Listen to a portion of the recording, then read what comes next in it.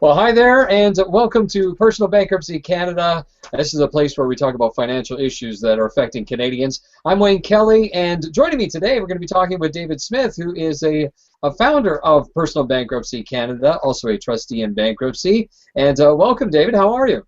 I'm doing very well. This is going to be fun. Yeah, I'm looking forward to this because today we're going to talk about your philosophy about less is more, and yeah, we're talking about gift giving. Share some of that with us. Well, the idea is that in around holiday time, we can spend a lot of money on gifts, but the idea is that really we can spend less and still give, and in fact we can give more.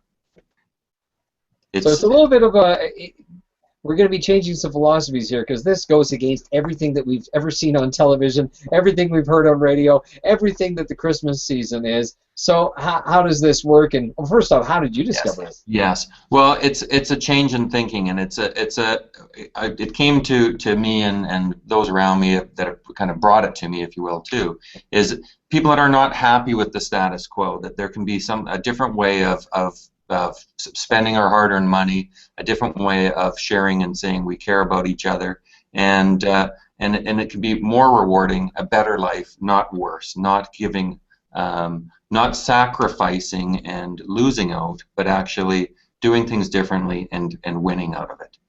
And in another series that we're going to be doing, or another topic we're going to do, we're going to talk about how people at this time of year can go into near financial ruins just to make family happy. So how do you change the family's thought process about stuff underneath the tree? Sure.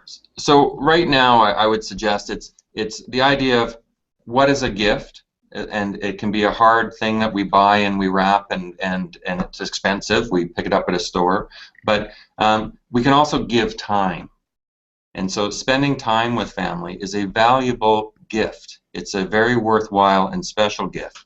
Sometimes people say the most precious thing we have is time, and so if we shift our thinking and say, I really actually want to do something nice for somebody, and we say, I'm going to phone my mother who lives in a different city every Sunday for the month of January, and I'm going to have a conversation, because sometimes it can be months between conversations, or it gets too long.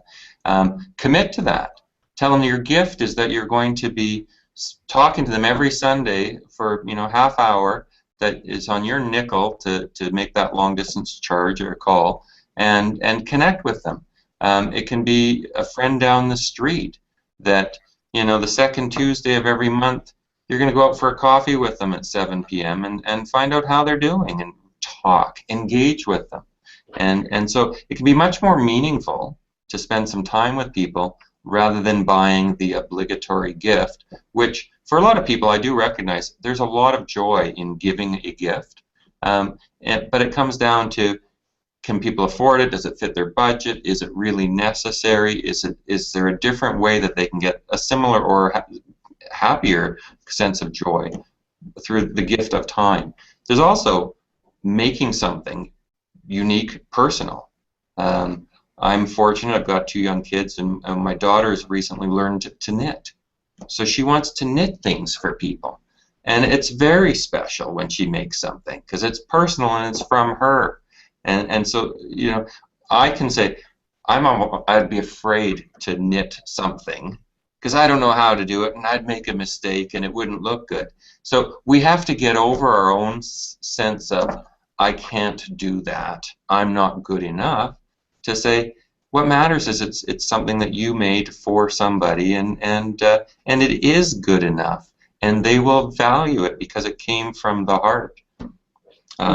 Probably, I don't know, maybe 20 years ago, some friends of ours spent a whole day making, what was it, antipasto, and they gave us antipasto, and that's a gift I remember from 20 years ago as one of the best gifts I ever received, because I knew how much they put into that gift. Yes, and that's a wonderful example, and I would hazard to say that it's very likely they remember that as well, because they had so much fun doing it, and it was such an event where they got together as a couple or a family or what have you, and it was a wonderful experience for them as well as for you. So it's this win-win and something meaningful where we have fun and enjoy the process, and it doesn't cost as much, right?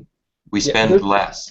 We're seeing this new thing right now, in fact, about the effects of giving, and a lot of people are saying that they're getting more by giving. Even corporations. There's a hot video that just came out of Calgary, where you're stationed right now, and that is, I think it was a WestJet video where they gave gifts and surprised people. And it was all about the surprise, and this video is now it's all over the world where people are talking about this great surprise. So that's kind of what you're talking about. Surprise people with something different. Well, absolutely. And one of the things that I'd share is that as a society we have this expectation, oh, it's your birthday or it's Christmas, and I'm supposed to give a gift.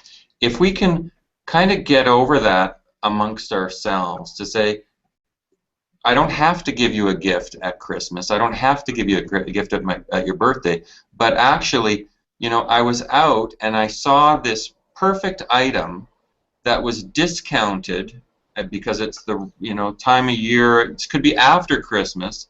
We could probably save 25% just by celebrating Christmas 3 days later and going and buying things on sale instead of having them for Christmas a day. And so it's when we find the right item at the right deal and we buy it and we give it to the person then. I was thinking of you, and I really thought this would be perfect, and I wanted to give it to you now. And it's because you're on my mind, not because it's your birthday, not because it's Christmas. It's because I want to do it for you. I hope your philosophy takes off and this becomes the greatest thing ever. Less is more. David, thank you very much.